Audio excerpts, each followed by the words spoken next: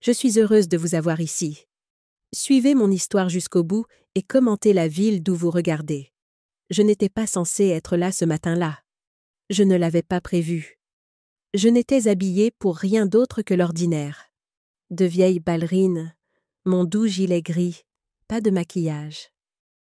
Je me suis simplement réveillée avec cette étrange envie de vérifier quelque chose à la banque. Pas même de la peur, juste une impulsion, comme un murmure au fond de mon esprit qui ne me laissait pas tranquille. Alors, j'ai pris mon sac, fermé la porte d'entrée à clé et conduit pendant 7 minutes jusqu'à l'agence de l'avenue Belmont. La même que Charles et moi utilisions depuis plus de 30 ans. Le parking était inhabituellement vide pour un jeudi. Je me souviens m'être dit cela en sortant de la voiture, fermant doucement la portière et me dirigeant vers l'entrée vitrée. Mes mains étaient stables, ma respiration normale. Rien en moi ne s'attendait à ce que j'allais voir. Pas la moindre parcelle. Puis je l'ai vu, Marc, mon gendre, debout au fond du hall, juste derrière le comptoir d'accueil, portant ce costume gris pâle qu'il ne met que lorsqu'il veut paraître professionnel, digne de confiance, comme lorsqu'il a prononcé ce long discours tremblant pour demander la main de ma fille. J'avais su à l'époque que quelque chose en lui était répété, mais là, j'ai ralenti le pas. Il parlait au directeur de l'agence, calme, posé, avec un sourire poli. Il ne m'a pas vu entrer. Je me suis glissée derrière le grand paravent près de la zone d'attente, pas exactement pour me cacher, juste pour observer. Quelque chose dans sa présence semblait déplacé. C'est alors que j'ai entendu. Elle s'appelle Hélène Grant.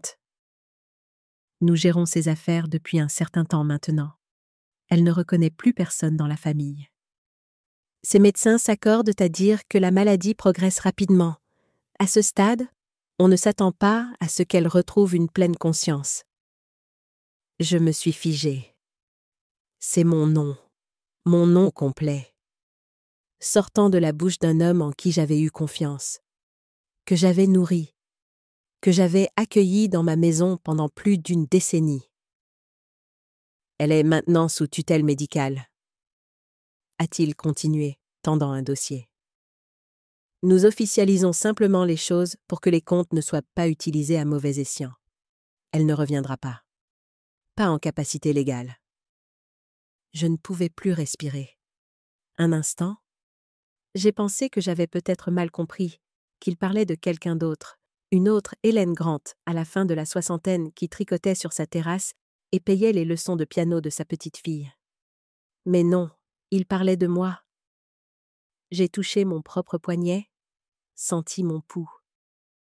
Je me souvenais de quel jour on était, de la rue où j'habitais, et du son de la voix de ma fille la dernière fois qu'elle m'avait dit « Tu es la seule personne qui me voit encore vraiment, maman. » Je n'étais pas confuse.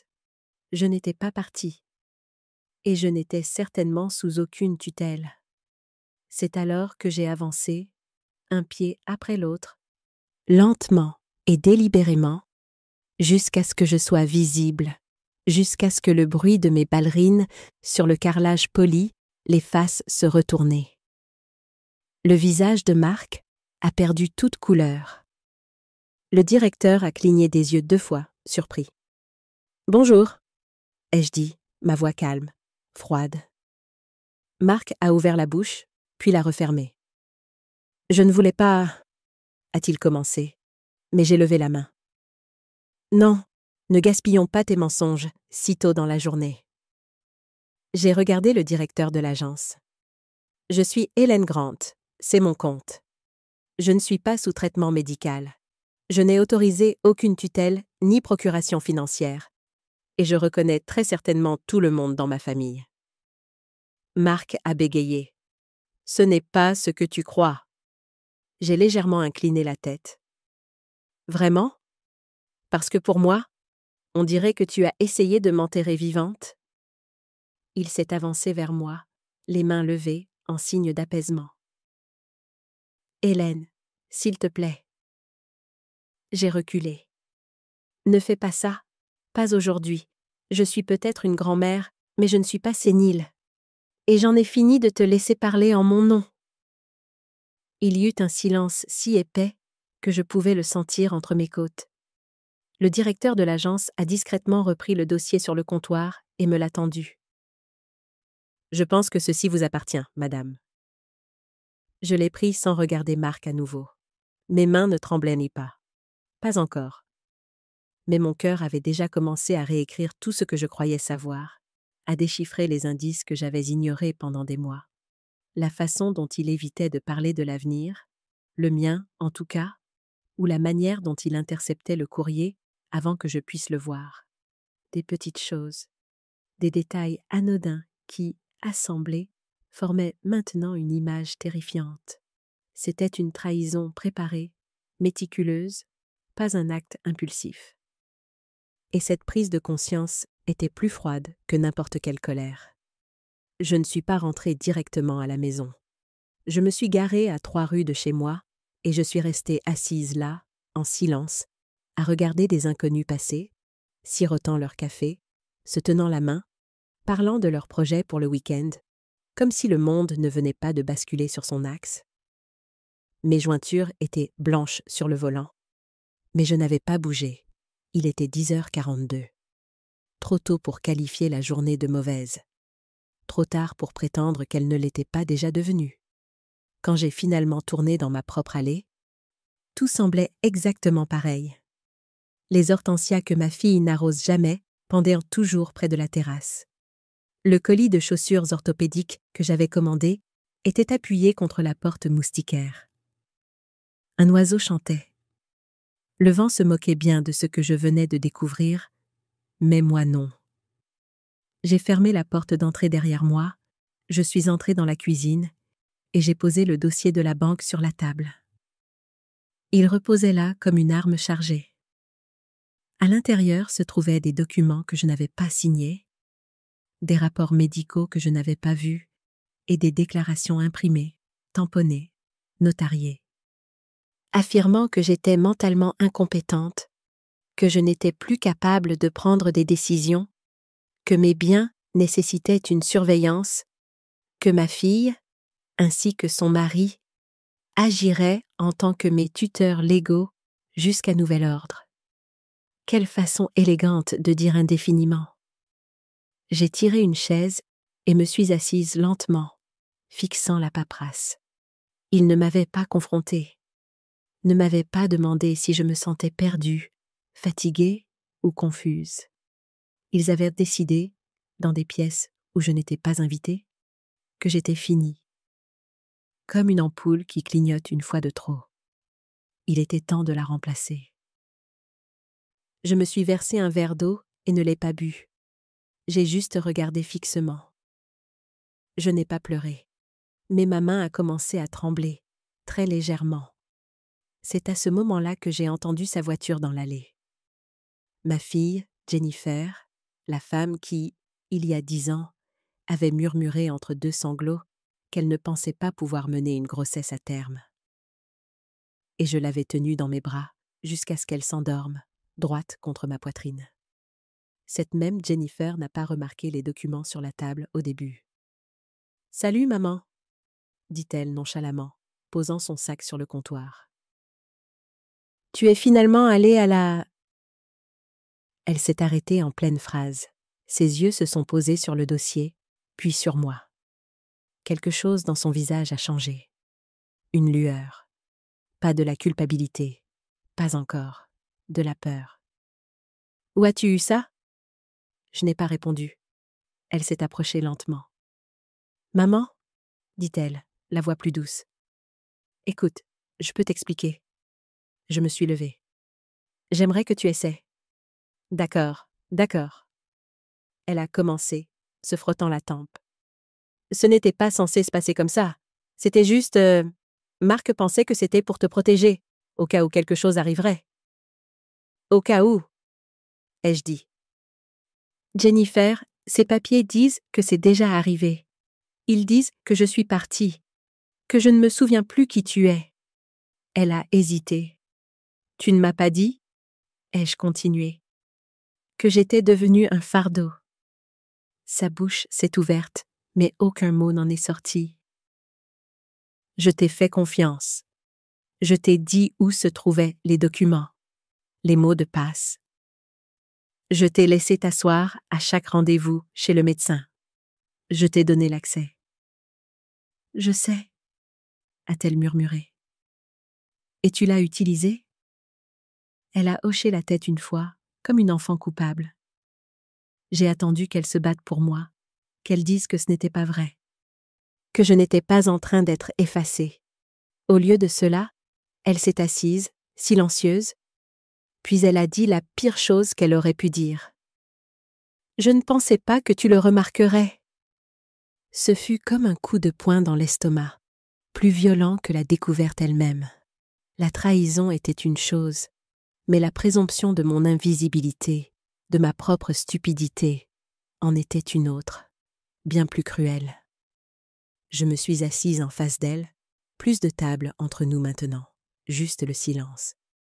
Elle évitait mes yeux, continuant de fixer le dossier comme s'il pouvait se lever et s'expliquer lui-même. Alors, ai-je dit calmement, « Tu ne pensais pas que je le remarquerais? C'est ce que tu as dit. » Jennifer a de nouveau ouvert la bouche, puis l'a refermée. Ses doigts trituraient l'ourlet de son pull. Je me suis penchée légèrement en avant. Pas fort, pas cruel, juste assez tranchant pour couper. Laisse-moi t'expliquer quelque chose, Jennifer. Je remarque tout. Je l'ai toujours fait. J'ai tapoté le dossier une fois, lentement. J'ai remarqué quand Marc a commencé à m'appeler Madame au lieu de Maman l'année dernière. J'ai remarqué quand tu as cessé de me demander de garder Nora, disant qu'elle était trop agitée pour moi maintenant. J'ai remarqué quand les visites chez le médecin ont cessé de m'envoyer des copies de mes propres résultats d'analyse. Elle a tressailli à cela. Et tu sais ce que j'ai remarqué d'autre? Ai-je poursuivi. La façon dont tu avais l'air soulagée quand je ne suis pas venue pour le déjeuner de la Toussaint, comme si ça simplifiait les choses. Ce n'est pas vrai, a-t-elle murmuré. Si. Mais ça n'a plus d'importance maintenant, car ce qui compte, c'est que tu t'es assise en face de moi pendant des mois, tu m'as souri, tu m'as serré dans tes bras, et pendant tout ce temps, tu étais en train de me signer comme un certificat de cession de voiture d'occasion. Ses yeux se sont remplis de larmes, mais je n'ai pas été émue. Les larmes n'annulent pas les signatures. À ce moment-là, la porte d'entrée s'est ouverte et Marc est entré. Il s'est arrêté net en nous voyant. Ses yeux ont balayé le dossier, puis Jennifer, puis moi. « Eh bien, a-t-il marmonné, je suppose que le pot aux roses est découvert. »« Non, ai-je dit en me levant. Le chat a été jeté dehors, et il est revenu en griffant. » Il a levé les yeux au ciel. « Écoute, Hélène, ce n'est pas personnel. » Tu as dit à un étranger que j'étais mentalement inapte à gérer ma propre vie. L'ai-je interrompu. Tu as falsifié l'accès à mes comptes. Tu t'es tenu dans une banque et tu as dit à un homme que je ne reconnaissais pas ma propre fille. Comment est-ce que ce n'est pas personnel? Il a levé les mains. Nous avions des documents, des avis médicaux. Nous n'avons pas fait ça sur un coup de tête. Qui a rempli ces évaluations? Il a hésité. Réponds à la question, Marc. Nous avons utilisé des notes de ce dépistage de la mémoire de l'année dernière. Tu veux dire celui que j'ai réussi? Celui où le médecin a dit que j'étais vive pour mon âge? Il n'a rien dit. Je me suis approchée. Il n'a pas bougé. Vous avez tous les deux pris la décision de m'effacer. Non pas parce que j'étais malade, mais parce que j'étais un obstacle. Parce que je ne voulais pas vous céder le contrôle total. Parce que je posais des questions. Marc a ricané. Tu ne sais pas à quel point c'est épuisant de tout gérer, de t'aider, de s'occuper de la maison. Oh, je vois. Ai-je interrompu. Donc, j'ai élevé une fille pendant 35 ans, payé ses études, son mariage. Je vous ai donné la compte pour cette maison. Mais maintenant que j'ai besoin de ma propre voix, Je suis soudainement un fardeau. Il s'est mordu la langue. Jennifer a essayé de parler. Maman, s'il te plaît. Non, ai-je dit tristement, me tournant vers elle. Tu t'es assise à ma table de cuisine pendant des mois, en sachant ce qui se passait. Tu savais qu'il préparait des documents. Tu savais que Marc allait à la banque. Elle a finalement hoché la tête. Je ne voulais pas y croire, a-t-elle murmuré. Je pensais que si nous n'utilisions jamais les papiers, ça n'aurait pas d'importance. Mais tu les as signés? Ses yeux sont tombés. Et tu as appris à ta fille, ai-je dit lentement, qu'il est acceptable de trahir quelqu'un discrètement tant que tu souris en le faisant. Jennifer a finalement craqué. Je ne savais pas quoi faire d'autre. Tu es si forte, maman. Tu ne demandes jamais d'aide. Et j'ai pensé que si quelque chose arrivait, nous serions prêts. Non, ai-je répondu. Vous ne vous prépariez pas. Vous vous débarrassiez de moi. Un silence. Puis je me suis dirigée vers le tiroir, j'ai sorti une copie de mon propre testament, je l'ai tenue dans ma main, puis je les ai regardés tous les deux. Ceci sera réécrit à partir de demain, et vous pouvez être sûr, très sûr, que ce qui vient de se passer aujourd'hui ne sera pas oublié, ni légalement, ni émotionnellement, ni spirituellement. Je me suis tournée vers Marc. Tu aimes parler de la protection des actifs? Bien, parce qu'à partir d'aujourd'hui, tu n'es plus l'un des miens. La force de mes propres mots m'a surprise. Une résolution d'acier que je ne savais pas posséder. Ce n'était pas de la colère, c'était une certitude. Le voile de la déférence polie que j'avais porté pendant des années venait de se déchirer. Je n'ai pas dormi cette nuit-là. Je n'étais pas anxieuse. Je n'étais même plus en colère. J'étais simplement éveillée, pleinement consciente pour la première fois depuis des années, comme si quelque chose en moi s'était reconnecté.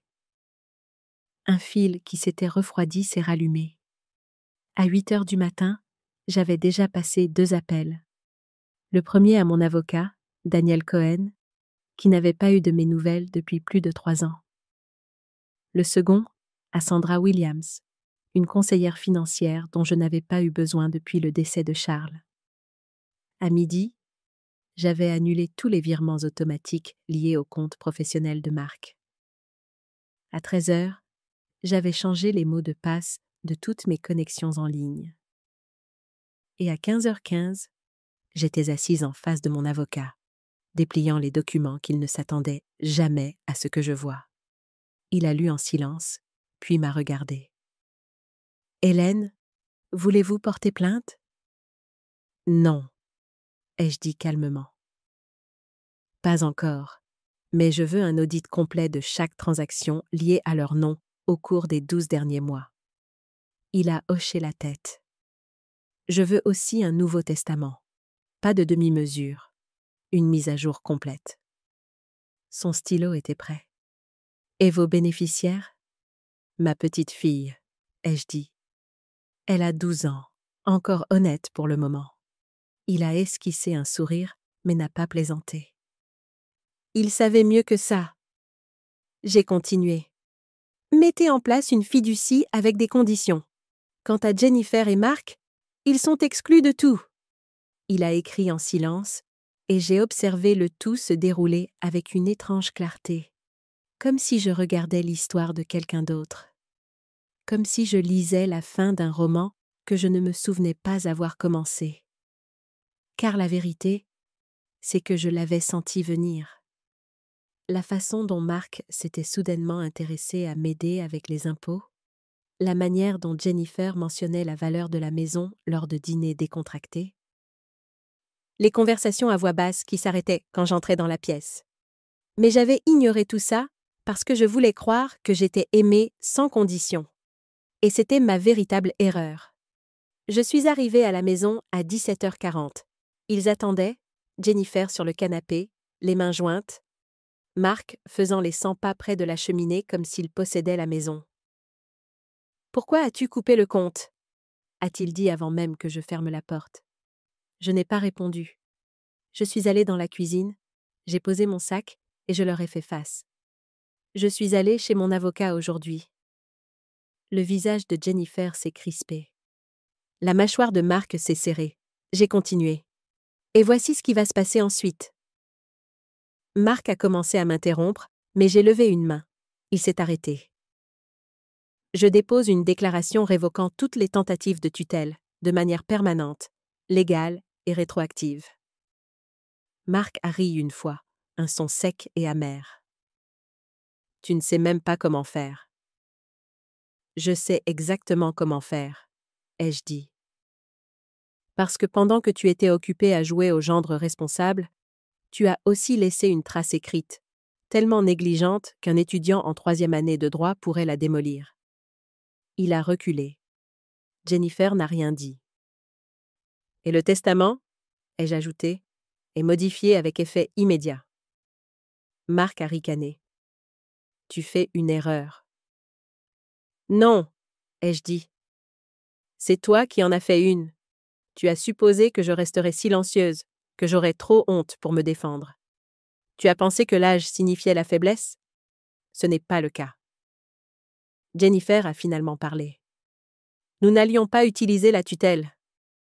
Je me suis tournée vers elle. Si, vous alliez le faire. Vous attendiez juste le moment où je dirais quelque chose que vous pourriez déformer. Un rendez-vous oublié, une histoire répétée, un petit dérapage. Elle a cligné des yeux et n'a pas nié. Vous vouliez la maison? Ai-je dit. Et l'argent. Vous pensiez que si vous le preniez assez lentement, je ne le remarquerais pas. Marc a croisé les bras. Tu n'es pas juste. Je suis passée devant lui, j'ai ouvert le placard du couloir et j'ai sorti un dossier que j'avais préparé des années auparavant. Voici la liste complète de tout ce dont ta fille héritera un jour, ai-je dit en le tendant à Jennifer. Mais pas toi, et pas tant que je serai en vie. Jennifer l'a regardé fixement. Des larmes sont venues. Cette fois, je les ai laissées couler, mais je ne me suis pas adoucie. Je l'ai regardée comme une femme, pas comme mon enfant. On ne perd pas seulement un héritage, Jennifer. On perd la confiance. Il l'a gardée comme modèle? Je me suis souvenue de cette carte, une chose scintillante avec une licorne que Nora avait été si fière de me donner. Je dois parler à Daniel, ai-je dit. Je suis tellement désolée, maman. J'aurais dû voir ça plus tôt. Oui, ai-je répondu. Tu aurais dû. Ce simple aveu, tu aurais dû, était nécessaire. Ce n'était pas une accusation, mais une reconnaissance de la vérité. Le pardon ne pouvait pas être construit sur des mensonges ou des omissions. Il devait commencer par un sol solide de responsabilité. Après avoir raccroché, je suis restée assise sans bouger pendant un long moment. La trahison était plus profonde que je ne l'avais imaginé. Il ne s'agissait pas seulement de contrôle ou de commodité. C'était un vol calculé. J'ai appelé Daniel, qui a immédiatement recommandé que nous portions plainte auprès de la police pour tentative de fraude. Mais cela impliquerait aussi Jennifer, ai-je dit. Hélène, tu la protèges encore. Elle faisait partie de tout ça. Elle a appelé pour m'avertir après coup, après qu'ils aient déjà essayé et échoué. Il avait raison. Mais quand même, c'était ma fille. Daniel a soupiré. D'accord, concentrons-nous sur Marc et les preuves que Jennifer a mentionnées. Peut-elle obtenir des copies de ces documents? Je vais lui demander. Jennifer a accepté de copier ce qu'elle pouvait trouver. Mais elle avait peur. Si Marc se rend compte que je t'aide, je ne sais pas ce qu'il fera. Es-tu en danger? Ai-je demandé, soudainement inquiète. Pas physiquement, mais financièrement, oui. Il contrôle tout. Je n'ai même plus mon propre compte en banque. Tout est joint. Je ne le savais pas. Comment avais-je pu manquer ça? Ma fille indépendante, qui avait dirigé sa propre entreprise avant de rencontrer Marc, n'avait pas son propre compte en banque. Jennifer, comment est-ce arrivé? Elle est restée silencieuse un moment. Lentement. Il a dit que c'était plus efficace pour les impôts. Puis, c'était plus facile pour le budget. Puis, c'était juste comme ça que les choses étaient. Cela semblait familier. Trop familier. La même lente érosion de l'indépendance qu'ils avaient tentée avec moi. Nous devons t'ouvrir ton propre compte, ai-je dit. Je ne peux pas. Ils surveillent tout. Les relevés arrivent sur notre email, qu'ils vérifient. Alors nous serons prudents. Demain, je passe te prendre pour déjeuner. Porte quelque chose de joli. Dis à Marc que tu vas à un déjeuner de réseautage pour un travail. Le lendemain, j'ai conduit Jennifer chez Olivia Chen au lieu d'un restaurant. Olivia était mon amie depuis des années, une directrice de banque à la retraite qui connaissait les arcanes des systèmes financiers. « Alors, c'est ta fille ?» dit Olivia, examinant attentivement Jennifer. « Celle qui a signé ses papiers ?» Jennifer a baissé les yeux. « Oui, madame. » Olivia s'est tournée vers moi. « Tu es sûre de ça, Hélène ?»« Je suis sûre qu'elle a besoin d'aide, » ai-je répondu. « Et moi aussi. » Olivia a hoché la tête et nous a fait entrer. Pendant les 2 heures suivantes, elle a aidé Jennifer à créer une nouvelle adresse e-mail, un profil bancaire en ligne sécurisé et un compte courant dans une autre banque. Une banque avec laquelle Marc n'avait aucun lien. Relevé papier envoyé à une boîte postale à mon nom, a expliqué Olivia. Aucune trace numérique jusqu'à chez toi. Tu pourras les consulter quand tu viendras me voir pour notre club de lecture. Jennifer avait l'air dépassée. Pourquoi m'aidez-vous après ce que j'ai fait? Le visage d'Olivia était sévère. Je ne le fais pas pour toi. Je le fais pour ta mère, qui, pour une raison quelconque, croit encore en toi, et pour ta fille, qui mérite mieux que de voir sa mère perdre son identité. Jennifer a hoché la tête, les larmes aux yeux. Merci. Sur le chemin du retour, Jennifer était silencieuse. Finalement, elle a parlé. J'ai trouvé d'autres papiers. Marc a tout un dossier sur tes actifs.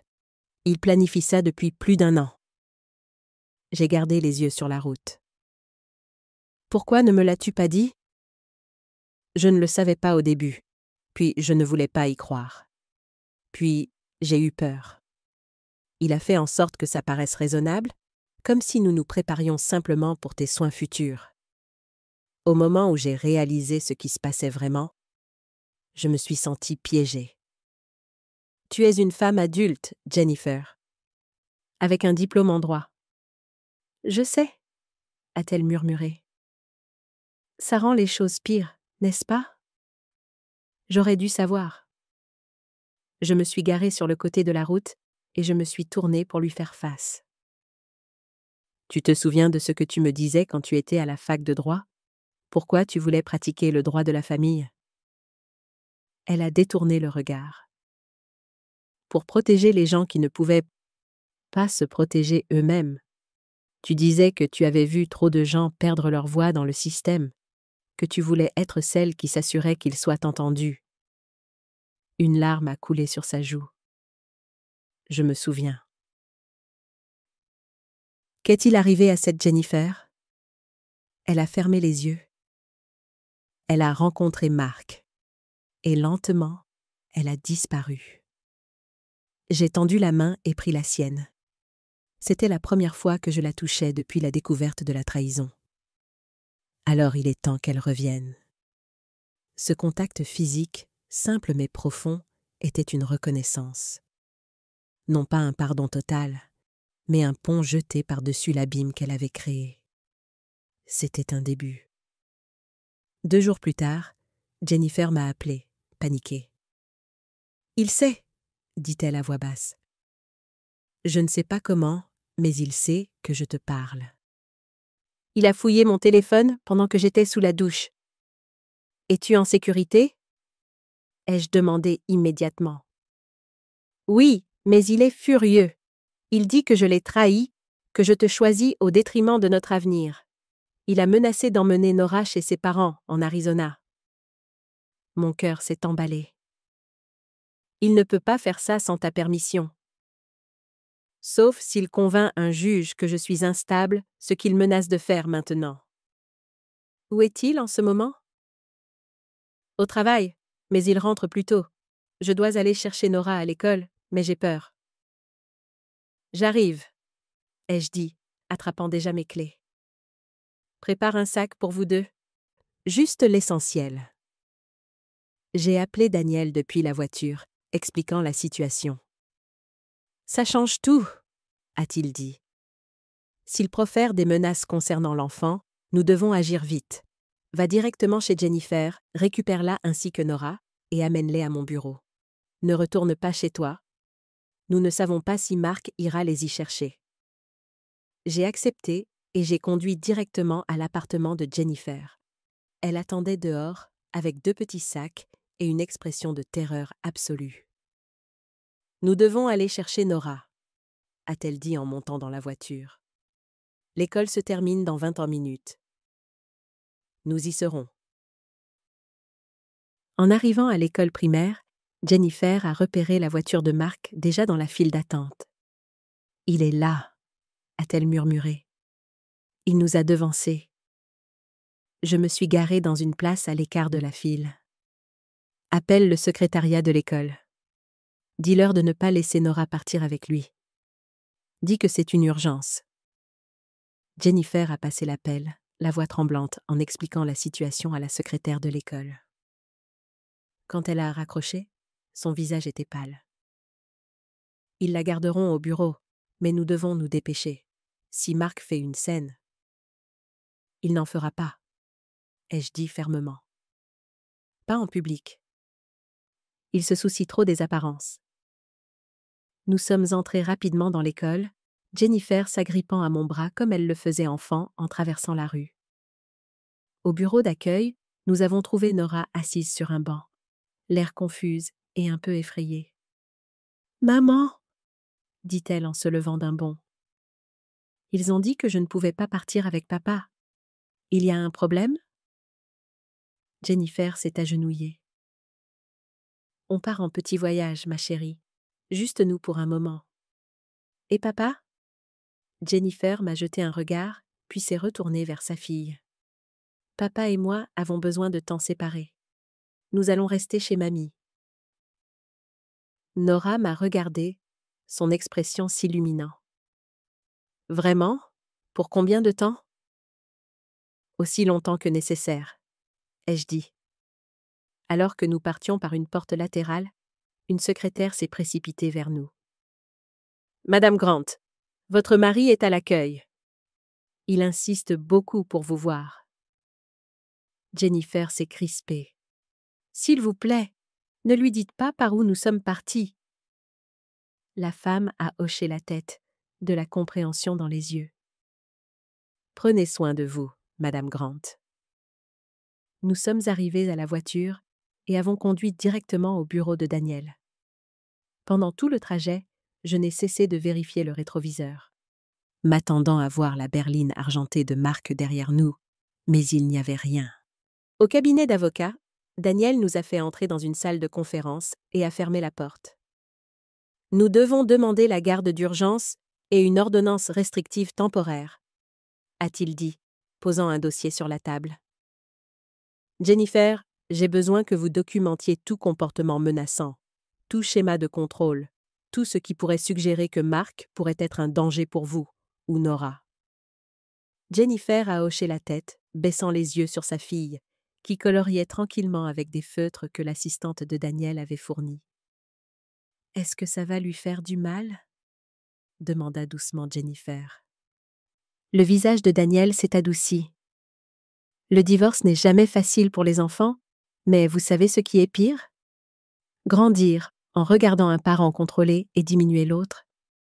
Les enfants voient tout, même quand on pense qu'ils ne le font pas. » Jennifer a hoché la tête et a commencé à écrire. Page après page d'incidents, de petits comportements de contrôle qui s'étaient accumulés avec le temps. Des restrictions financières, l'isolement de ses amis, et enfin le complot contre moi. Pendant qu'elle écrivait, je me suis assise avec Nora, l'aidant à colorier une image de licorne. Elle semblait calme, adaptable de cette manière que les enfants ont souvent au milieu du chaos des adultes. « Mamie » dit-elle après un moment. « Est-ce que maman et papa se disputent à cause de moi ?» Mon cœur s'est un peu brisé. « Non, ma chérie, jamais à cause de toi.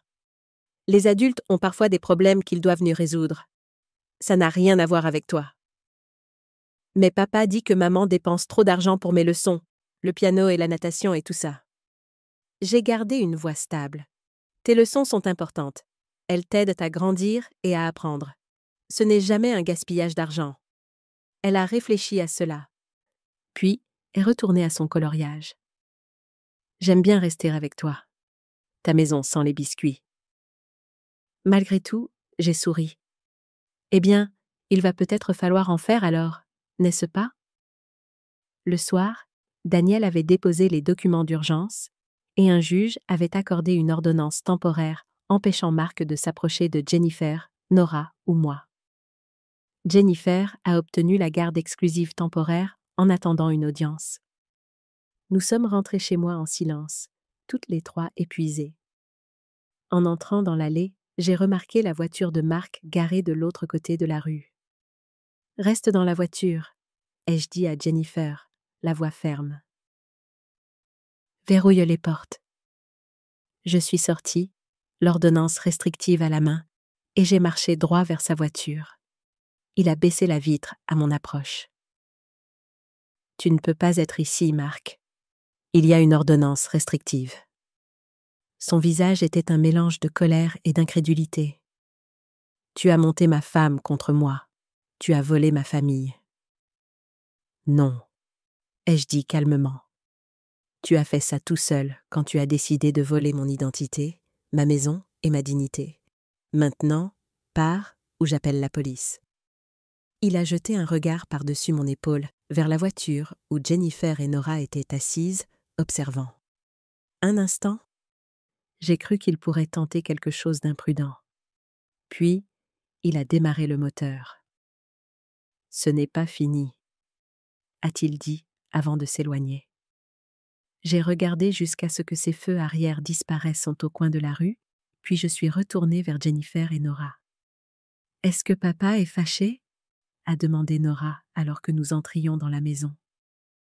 Jennifer m'a regardée, impuissante. « Ton papa est confus en ce moment, » ai-je dit avec précaution. Parfois, quand les adultes sont confus, ils se mettent en colère au lieu de demander de l'aide. Mais ce n'est pas ton souci. D'accord. Nora a hoché la tête, bien que je puisse voir qu'elle ne comprenait pas tout à fait. Cette nuit-là, après que Nora se soit endormie dans la chambre d'amis, Jennifer et moi, nous sommes assises dans la cuisine, des tasses de thé entre nous. « Je suis tellement désolée, » a-t-elle dit pour ce qui semblait être la 100e fois. « Je n'aurais jamais pensé que ça en arriverait là. »« Moi non plus, » ai-je admis. « Mais nous y voilà. Que se passe-t-il maintenant ?» J'ai regardé ma fille. Je l'ai vraiment regardée. Les cernes sous ses yeux. La façon dont ses épaules étaient voûtées, comme si elle portait un poids invisible. Elle semblait à la fois plus âgée que son âge et en quelque sorte enfantine dans sa vulnérabilité. « Maintenant, » ai-je dit, « nous reconstruisons. Nous protégeons Nora. Nous te remettons sur pied. Nous affrontons tout ce que Marc essaiera ensuite. »« Et nous ?»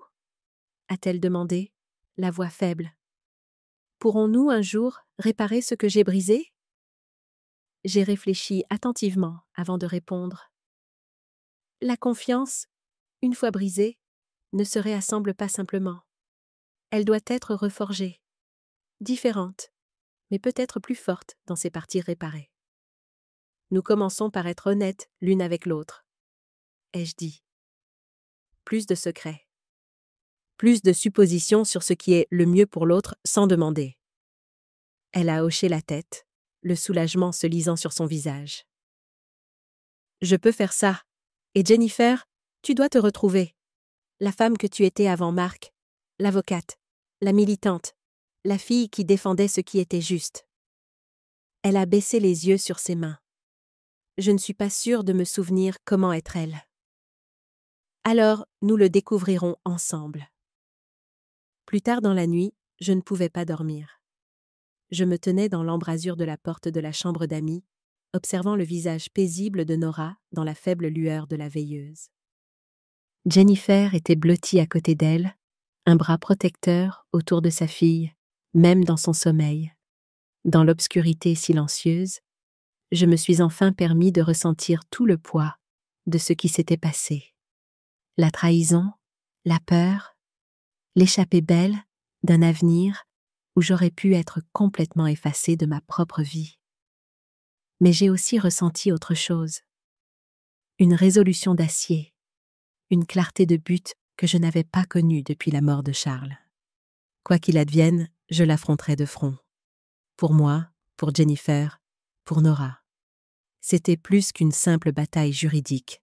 C'était une réclamation de soi, une réaffirmation de mon droit d'exister, non pas comme une relique du passé ou un fardeau pour l'avenir, mais comme une femme vivante et entière, avec une voix et une volonté qui lui étaient propres. Et dans cette quiétude, j'ai su que nous allions non seulement survivre, mais que nous allions prospérer. Le lendemain matin, j'ai reçu un appel de Daniel. Mark a déposé une contre-plainte, a-t-il dit sans préambule. Il prétend que Jennifer est émotionnellement instable et que vous l'avez manipulée pour qu'elle le quitte. Il demande une évaluation psychologique pour vous deux. J'ai pris une profonde inspiration. Il est désespéré. Oui, mais les gens désespérés peuvent être dangereux. Ils gèlent également tous leurs comptes joints. Jennifer doit transférer tout l'argent qu'elle peut le plus rapidement possible. J'ai jeté un coup d'œil dans le salon où Jennifer aidait Nora avec le petit déjeuner.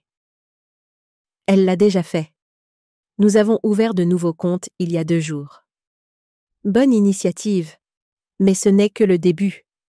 Ça pourrait devenir très laid. Hélène, êtes-vous prête pour ça? J'ai vécu pire, ai-je dit en pensant aux années qui ont suivi la mort de Charles. La lente et douloureuse reconstruction d'une vie sans la personne que j'avais cru toujours avoir à mes côtés. Nous allons gérer ça.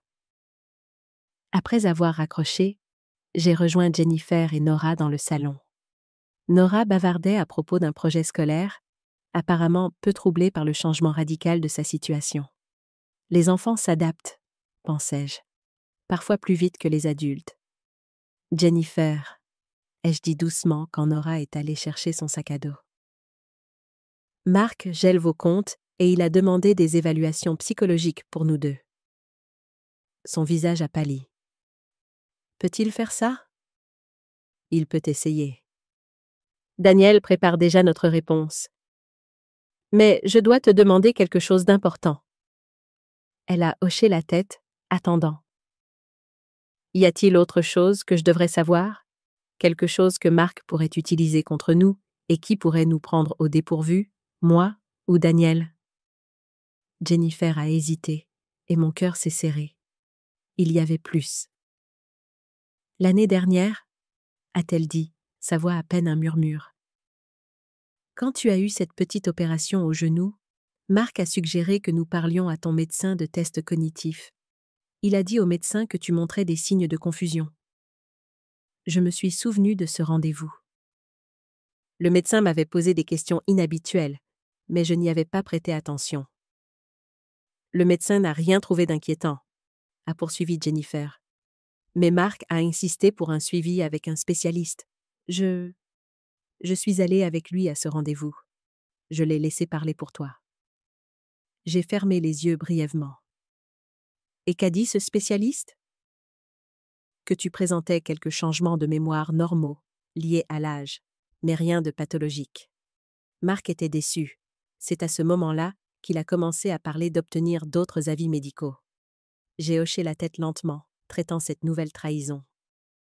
Merci de me le dire. Daniel doit savoir ça aussi. Jennifer avait l'air honteuse. Il y a plus. Marc a un ami qui est psychiatre. Il lui a demandé d'examiner officieusement tes dossiers médicaux. Je ne sais pas ce que cet ami a dit, mais Marc semblait satisfait par la suite. Comment a-t-il obtenu mes dossiers? Jennifer n'a pas pu me regarder dans les yeux. J'ai signé un formulaire d'autorisation. Il a dit que c'était une formalité pour les assurances. Chaque révélation était comme une autre petite coupure, mais au moins maintenant, nous savions à quoi nous étions confrontés. D'accord, ai-je dit finalement. Plus de secrets à partir de maintenant. Nous dirons tout à Daniel et préparerons notre défense. Nora est revenue dans la pièce en sautillant, inconsciente de la tension. Je suis prête pour l'école. On peut prendre une glace après? Je lui ai souri, reconnaissante de l'interruption. On verra. Peut-être qu'on pourra faire ces biscuits dont on a parlé à la place. En conduisant Nora à l'école, Jennifer est restée à la maison pour appeler Daniel et tout lui révéler. Nous avions convenu qu'il valait mieux que Nora ne soit pas témoin de ces conversations. En la déposant, je l'ai regardée sauter dans le bâtiment, son sac à dos rebondissant. Une telle résilience dans un si petit corps. J'ai fait la promesse silencieuse de protéger cette innocence, de m'assurer que les batailles d'adultes qui faisaient rage autour d'elle ne terniraient pas sa lumière. Quand je suis rentrée, Jennifer était assise à la table de la cuisine, une étrange expression sur son visage. « Que s'est-il passé ?» ai-je demandé.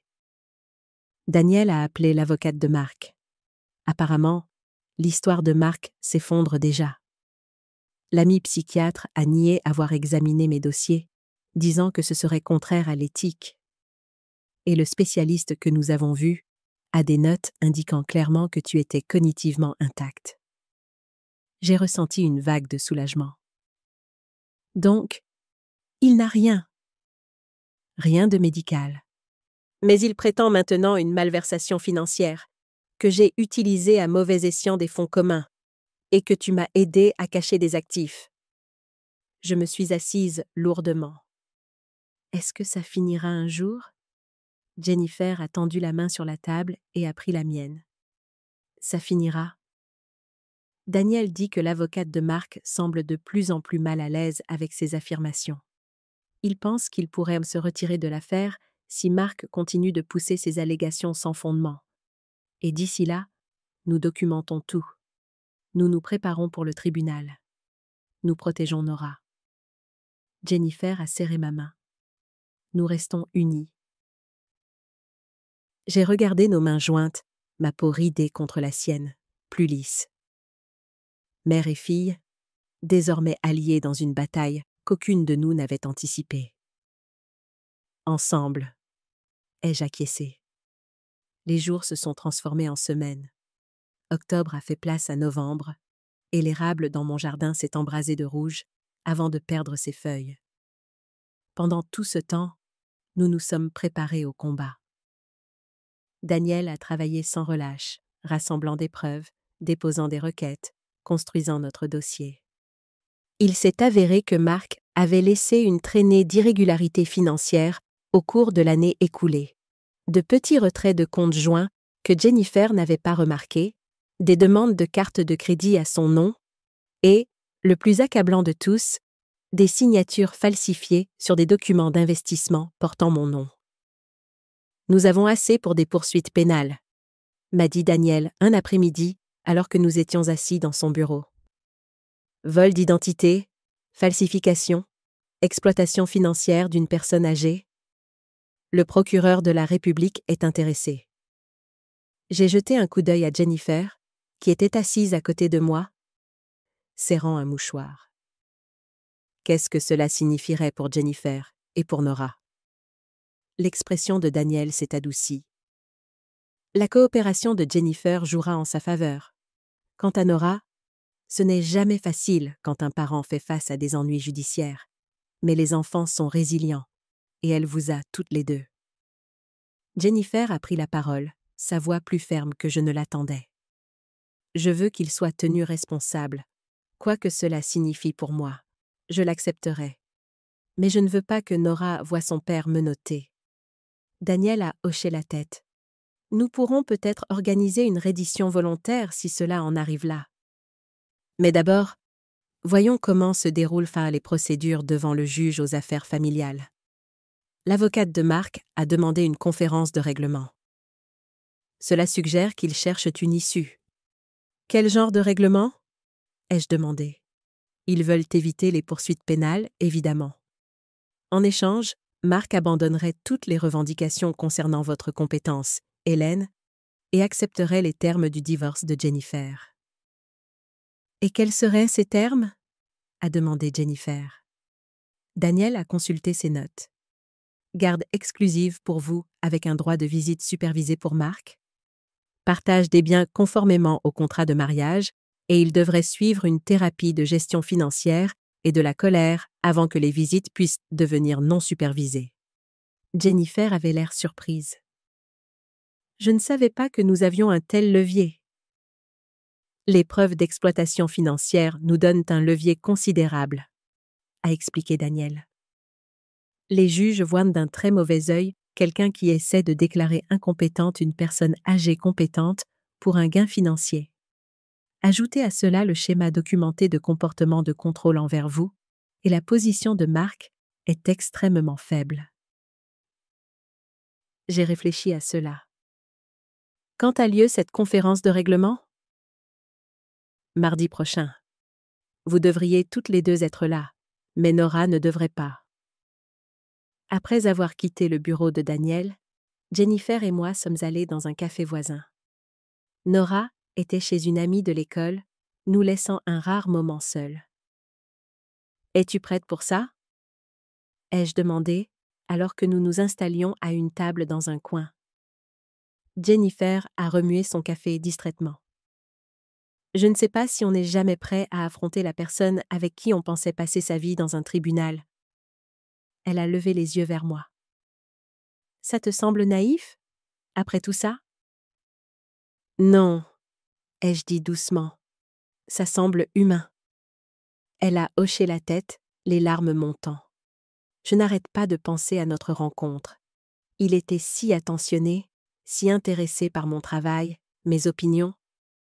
Quand est-ce que c'est devenu du contrôle ? Quand l'attention est-elle devenue de la surveillance ? J'aurais dû le voir plus tôt.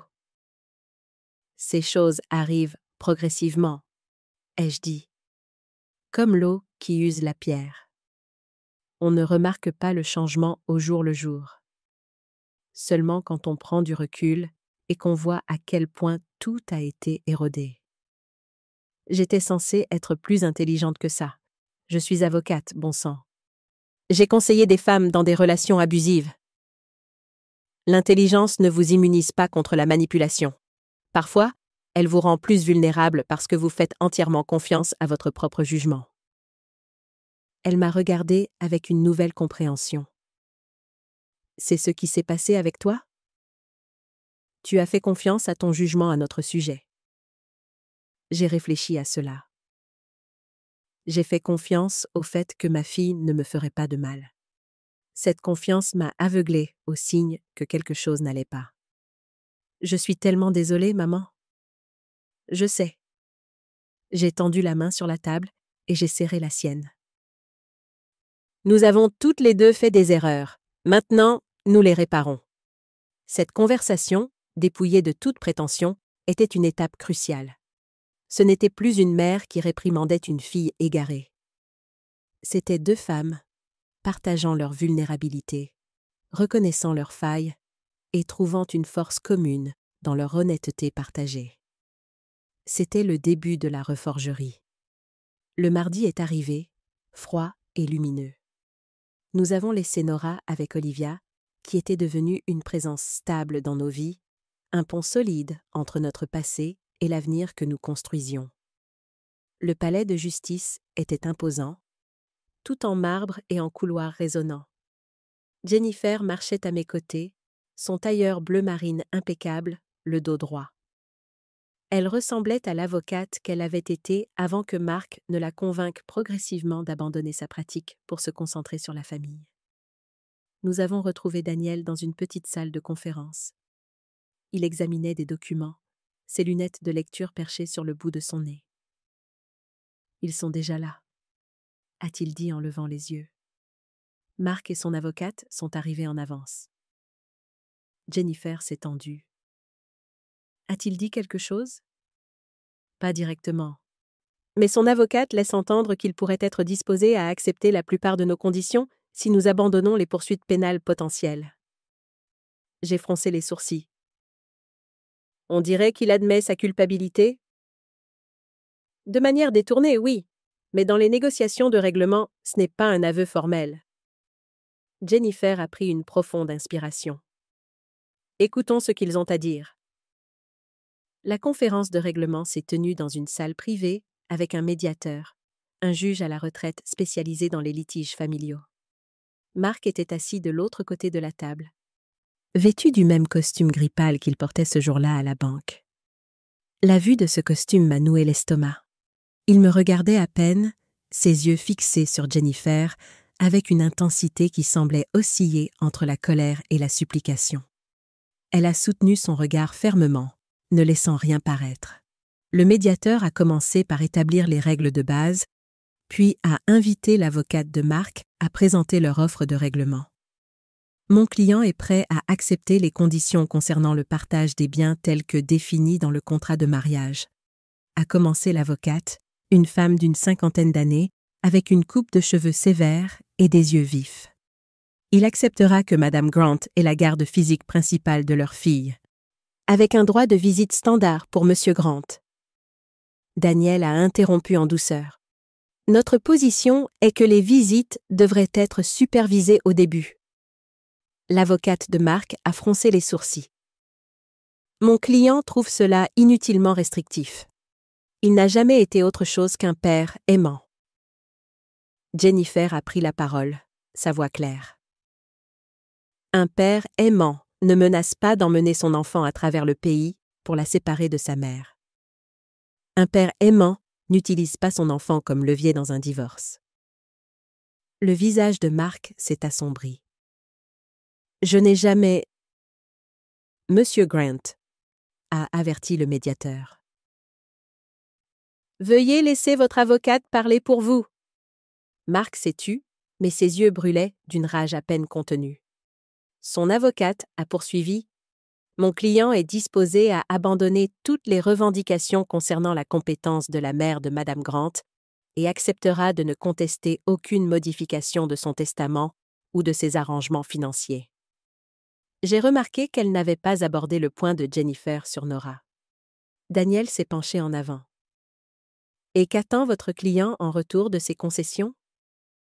Que Madame Grant mère accepte de ne pas engager de poursuites pénales liées à de prétendues malversations financières. Daniel m'a regardé. Nous avions discuté de cette possibilité. Des poursuites pénales signifieraient un procès public, une exposition pour Jennifer et, surtout, un traumatisme pour Nora. Nous aurions besoin de plus que le simple abandon des revendications de compétences, ai-je dit calmement. Nous aurions besoin d'un aveu écrit et formel de ce qui a été fait et pourquoi. L'avocate de Mark a commencé à objecter, mais Mark lui-même a interrompu. Quel est l'intérêt de ça? Juste pour m'humilier? Non, ai-je répondu, le regardant directement dans les yeux pour la première fois. Pour la protection. Pour qu'il y ait une trace si vous essayez à nouveau quelque chose comme ça. Le médiateur est intervenu. Peut-être pourrions-nous rédiger un aveu confidentiel qui serait classé sous scellé auprès du tribunal. Cela fournirait la protection que Madame Grant-mère recherche sans exposition publique. Après quelques discussions, l'avocate de Mark a accepté ce compromis. Nous avons passé les 2 heures suivantes à négocier les termes spécifiques du règlement. Mark admettrait avoir falsifié ma signature et déposé de fausses déclarations sur ma compétence mentale. Il renoncerait à toute prétention sur mes biens et accepterait des visites supervisées avec Nora pendant 6 mois, après quoi l'arrangement serait réexaminé. En échange, je ne poursuivrai pas les charges pénales et Jennifer ne demanderait pas de dommages et intérêts punitifs dans le divorce. À la fin de la session, nous avions un cadre pour le règlement. Les avocats rédigeraient l'accord formel et nous nous reverrions dans une semaine pour signer. Alors que nous nous préparions à partir, Mark a demandé s'il pouvait parler à Jennifer seule un moment. Elle m'a regardée, incertaine. « C'est ton choix, » ai-je dit. « Tu n'es pas obligée. » Elle a hésité, puis a hoché la tête. 5 minutes dans la salle de conférence avec la porte ouverte. Daniel et moi avons attendu dans le couloir. Je ne pouvais pas entendre ce qui se disait, mais je pouvais les voir à travers l'embrasure de la porte. Mark parlant intensément, se penchant vers Jennifer. Jennifer debout, droite, les bras croisés, secouant la tête. Après exactement 5 minutes, elle est sortie, le visage composé, mais pâle. « Tout va bien ?» ai-je demandé alors que nous marchions vers le parking. Il voulait que je reconsidère. Il a dit que nous pouvions arranger les choses, qu'il avait changé. « Et qu'as-tu dit ?» Un petit sourire triste a traversé son visage. J'ai dit que les gens ne changent pas en 2 mois, et que même s'ils l'avaient fait, certains ponts ne peuvent pas être reconstruits. J'ai hoché la tête, fière de sa force. Il a aussi dit que je regretterais de t'avoir choisi plutôt que lui, que tu me contrôlerais comme il l'a fait. Seulement, j'étais trop aveugle pour le voir. J'ai arrêté de marcher. Jennifer. « Ne t'inquiète pas, » a-t-elle dit. Je lui ai dit que la différence, c'est que tu ne m'as jamais demandé d'être moins que ce que je suis. Lui n'a jamais voulu autre chose. La semaine s'est écoulée tranquillement. Nora a pris ses habitudes à l'école, se faisant de nouvelles amies et rapportant des projets artistiques qui décoraient maintenant mon réfrigérateur. Jennifer a commencé à consulter pour son ancien cabinet d'avocat, remettant timidement un pied dans la carrière qu'elle avait abandonnée. Et je me suis surprise à redécouvrir le plaisir d'avoir ma maison de nouveau remplie de famille, mais cette fois-ci, à mes conditions.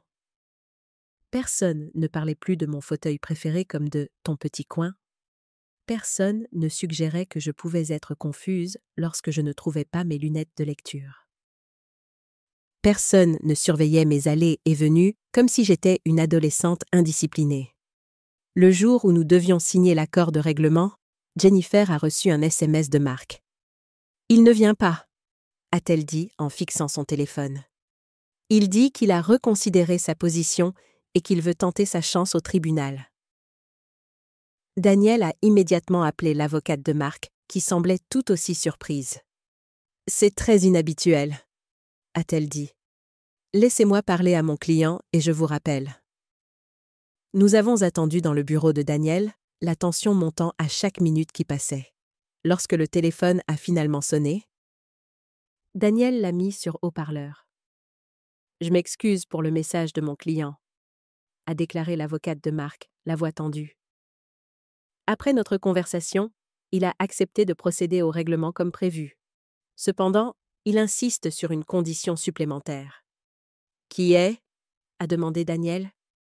Il veut des excuses en face-à-face de la part de Madame Grand'Mère pour, et je cite, « avoir monté sa femme contre lui et détruit sa famille. » J'ai senti une vague de colère si forte qu'elle m'a momentanément coupé le souffle. « Absolument pas », a claqué Jennifer avant que je puisse répondre. Ma mère n'a rien à se reprocher. « Je comprends votre position, » a dit l'avocate diplomatiquement. Mais mon client est catégorique. Sans cela, il est prêt à tout contester au tribunal. Daniel a mis le téléphone en sourdine. « C'est un jeu de pouvoir, » nous a-t-il dit. Une dernière tentative pour affirmer son contrôle. Nous ne sommes pas obligés d'accepter. « Mais si nous ne le faisons pas, » a dit Jennifer, « nous nous engageons dans des mois de bataille judiciaire, plus de stress pour Nora. » J'ai réfléchi un instant. « Je vais le faire. » Jennifer avait l'air choquée. « Maman, non, tu ne lui dois rien. »« Je sais, » ai-je dit. « Mais il ne s'agit pas de ce que je lui dois. Il s'agit de mettre fin à cela, maintenant, à nos conditions. De plus, » ai-je ajouté avec un léger sourire, il n'a pas précisé quel genre d'excuses je devais présenter. Daniel a réactivé le son du téléphone. Madame Grant accepte de rencontrer Monsieur Grant avant la signature, en présence des avocats. L'avocate a semblé soulagée. Excellent. Disons 13 heures dans nos bureaux.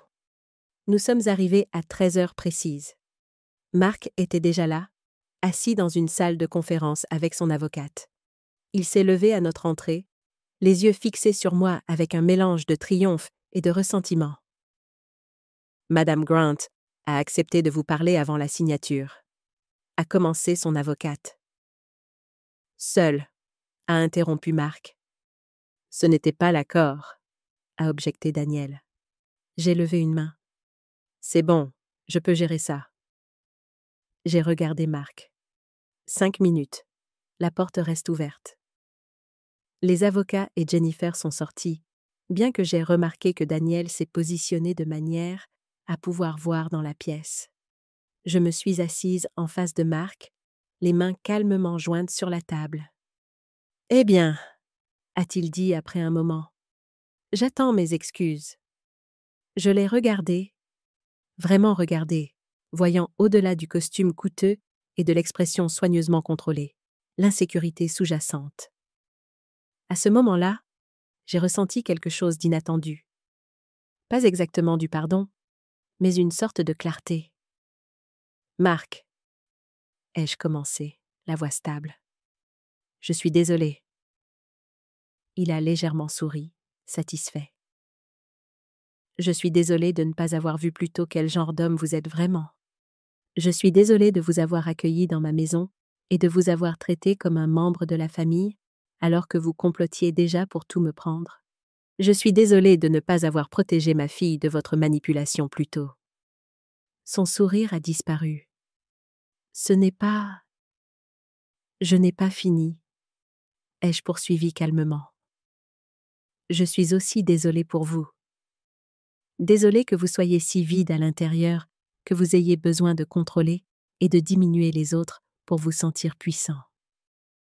Désolée que vous ne connaîtrez jamais le genre d'amour qui ne tient pas les comptes ou n'exige pas la soumission. Désolée que vous ayez perdu une femme qui vous aurait soutenu contre vent et marée si seulement vous l'aviez traitée avec respect. » Le visage de Marc est devenu rouge foncé. « Vous pensez que vous avez gagné, n'est-ce pas? Que vous avez retourné Jennifer contre moi pour de bon? » Il ne s'agit pas de gagner, Marc. Il s'agit de vérité. Et la vérité, c'est que vous vous êtes fait ça à vous-même. J'ai juste aidé Jennifer à le voir. Il s'est penché en avant, la voix basse. Elle reviendra vers moi un jour. Elle le fait toujours. Et quand elle le fera, je m'assurerai qu'elle comprenne exactement quel genre de mère elle a. Je me suis levée. Nos 5 minutes sont écoulées. J'ai rempli mon obligation. Maintenant, signons ces papiers et mettons un terme à ce chapitre pour de bon. Il m'a fixé un long moment, puis a hoché la tête une fois, sèchement. Très bien, finissons-en. La signature elle-même était sans grand relief, juste des signatures sur des documents, des poignées de main formelles et des expressions soigneusement neutres.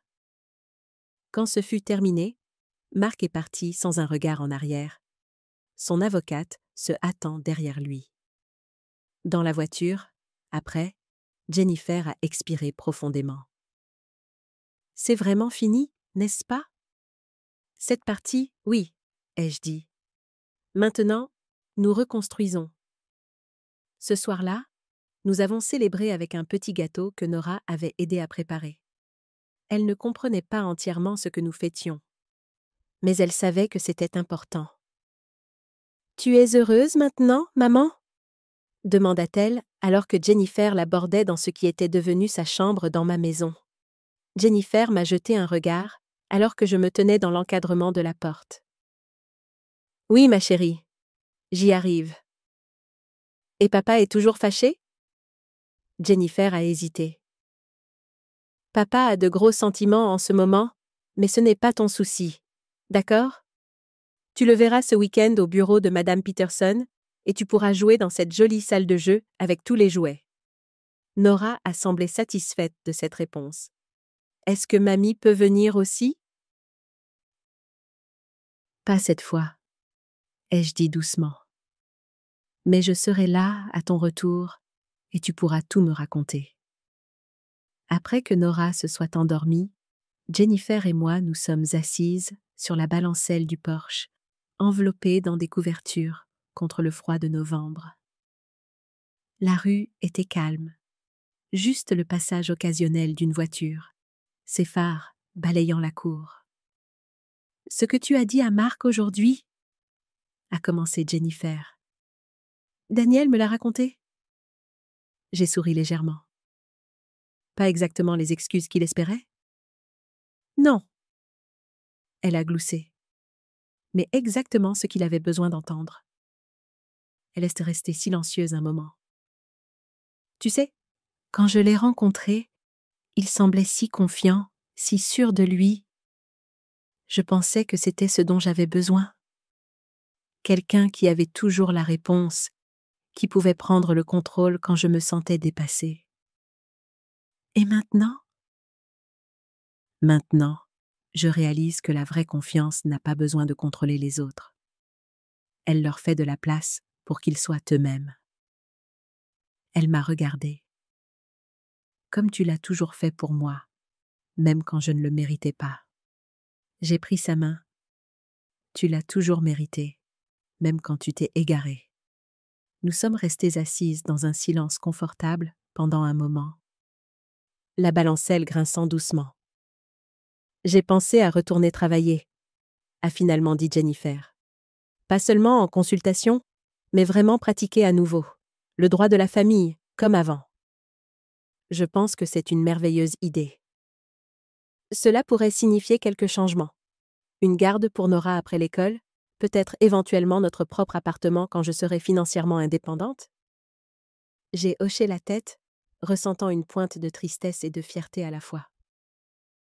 C'est logique. Cela n'a jamais été censé être permanent, juste un port sûr jusqu'à ce que tu sois prête à reprendre la mer. Elle a serré ma main. Merci d'avoir été ce port, d'avoir lutté pour moi-même quand je ne pouvais pas lutter pour moi-même. C'est ce que font les mères, ai-je dit simplement. Le lendemain matin, je me suis levée tôt et j'ai préparé du café, profitant du calme avant que Jennifer et Nora ne se réveillent. Je me tenais près de la fenêtre de la cuisine, regardant le lever du soleil peindre l'érable d'une lumière dorée, illuminant les quelques feuilles tenaces qui s'accrochaient encore à ses branches. La vie allait avancer. Jennifer allait reconstruire sa carrière et sa confiance. Nora allait grandir et s'épanouir. J'allais retrouver les rythmes de ma propre vie, peut-être avec de nouvelles limites et une nouvelle sagesse. Et quelque part dans cette histoire de trahison et de rétablissement, il y avait une leçon, non seulement pour Jennifer ou Marc, mais aussi pour moi. Un rappel que l'âge ne diminue pas notre droit à la dignité, à l'autonomie, au respect. Que parfois, l'acte le plus fort est simplement de se lever et de dire « Je suis toujours là, j'ai toujours de l'importance, je ne serai pas effacée ». La prise de conscience que ma valeur n'était pas liée à mon utilité pour les autres, mais qu'elle était inhérente à mon être même.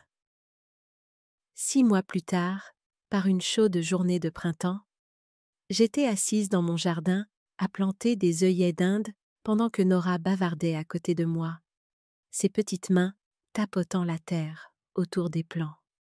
Jennifer était à l'intérieur de la maison, en appel professionnel. Elle avait récemment accepté un poste dans une organisation à but non lucratif qui défendait les droits des personnes âgées. Inspirée, disait-elle, par ce qui m'était arrivé. « Mamie, dit soudain Nora, Tu te souviens quand on est venu vivre avec toi et que maman était triste tout le temps? J'ai hoché la tête, ne sachant pas où elle voulait en venir. Elle n'est plus triste maintenant. Elle rit beaucoup et elle ne regarde plus son téléphone d'un air inquiet, comme elle le faisait quand papa lui envoyait des SMS. J'ai remarqué ça aussi, ai-je dit en souriant. Papa se fâche encore parfois pendant nos visites. Il pose beaucoup de questions sur toi et maman. Mais Madame Peterson dit que je ne suis pas obligée de répondre si je n'en ai pas envie. J'ai gardé une expression neutre, bien qu'intérieurement, je sois irritée à l'idée que Mark utilise Nora pour obtenir des informations. C'est vrai, Madame Peterson est très sage. Nora a planté un autre semis, son visage sérieux de concentration. Je pense que papa a fait une erreur. Quel genre d'erreur, ma chérie? Il pensait qu'il pouvait rendre maman petite pour se sentir grand. Mais ça ne marche pas comme ça. Elle a levé les yeux vers moi, ses yeux sages au-delà de son âge. Les gens ne sont pas comme des ballons. Tu ne peux pas te rendre plus grand en rendant quelqu'un d'autre plus petit. J'ai cligné des yeux pour retenir des larmes soudaines. C'est très vrai, Nora. Où as-tu appris ça? Elle a haussé les épaules. Je l'ai juste deviné. Puis elle a souri. Et puis, j'ai entendu maman le dire à son amie au téléphone. J'ai ri, la serrant dans mes bras, tachant nos vêtements de terre. Par-dessus son épaule, j'ai vu Jennifer nous regarder depuis la fenêtre, un sourire aux lèvres. Plus tard dans la soirée, après que Nora fut couchée, Jennifer m'a rejointe sur le porche avec 2 verres de vin. « À nos nouveaux départs » dit-elle en levant son verre. « Et à la sagesse durement acquise » ai-je ajouté. Nous avons trinqué doucement. « J'ai trouvé un appartement » a-t-elle dit après un moment. « Il est tout près, à seulement 10 minutes. 2 chambres, un petit balcon pour les plantes. Le bail commence le mois prochain. » J'ai hoché la tête, ressentant la pointe de tristesse attendue, mais aussi de la fierté. C'est merveilleux. Nora va adorer avoir son propre espace à décorer. Nous serons là tout le temps, m'a assuré Jennifer. Les dîners du dimanche, les week-ends, quand tu voudras. Je sais. J'ai souri. Il est temps. Tu es prête. Elle m'a regardée pensivement. Et toi? Quelle est la suite pour Helen Grant? J'ai réfléchi à cela. Les 6 derniers mois avaient été si concentrés sur l'aide à la guérison de Jennifer et Nora, sur les batailles juridiques et la récupération émotionnelle, que je n'avais pas beaucoup pensé à mon propre avenir. Je ne suis pas entièrement sûre, ai-je admis, mais je pense que cela pourrait impliquer ce voyage que j'ai reporté. Peut-être un peu de bénévolat, peut-être même des rencontres. J'ai ri de l'expression surprise de Jennifer. Ne sois pas si choquée, je ne suis pas encore morte. Je n'ai juste jamais pensé à toi sortant avec quelqu'un après papa. Moi non plus, pendant longtemps. Mais récemment, j'ai pensé qu'il pourrait y avoir d'autres chapitres dans mon histoire. Jennifer a de nouveau levé son verre. À ton prochain chapitre. Puisse-t-il être une aventure de ton choix? Et au tien? Ai-je répondu. Écrit de ta propre voix, pas de celle de quelqu'un d'autre. Alors que nous étions assises à regarder le soir s'installer autour de nous, j'ai ressenti un sentiment de paix qui m'avait manqué depuis trop longtemps. La trahison qui avait secoué notre famille nous avait aussi, de manière inattendue, libérés. Jennifer, d'un mariage contrôlant. Moi, de la diminution silencieuse que j'avais acceptée sans même m'en rendre compte. Parfois, il faut un choc sismique pour nous rappeler notre propre force. Pour nous montrer que nous ne sommes pas définis par la façon dont les autres nous voient, mais par la façon dont nous nous voyons nous-mêmes. Que nous ne sommes jamais trop vieux pour nous lever et dire « Voici qui je suis. Voici ce que je mérite. C'est la vie que je choisis. » Et si quelqu'un essaie de vous dire le contraire, Eh bien, souvenez-vous simplement que le chat peut être jeté dehors, mais il peut toujours revenir en griffant, plus fort, plus sage et prêt à reprendre sa place au soleil. Je suis heureuse que vous ayez suivi mon histoire jusqu'au bout. Que feriez-vous à ma place? Avez-vous déjà vécu quelque chose de similaire? Commentez ci-dessous et n'oubliez pas de me dire de quelle ville vous regardez. Si vous avez apprécié cette histoire, consultez Mon fils a dit que j'étais trop vieille pour travailler dans son entreprise. Et, après la mort de mon mari, sa sœur a exigé la maison. Deux autres histoires qui sont les favorites de la chaîne.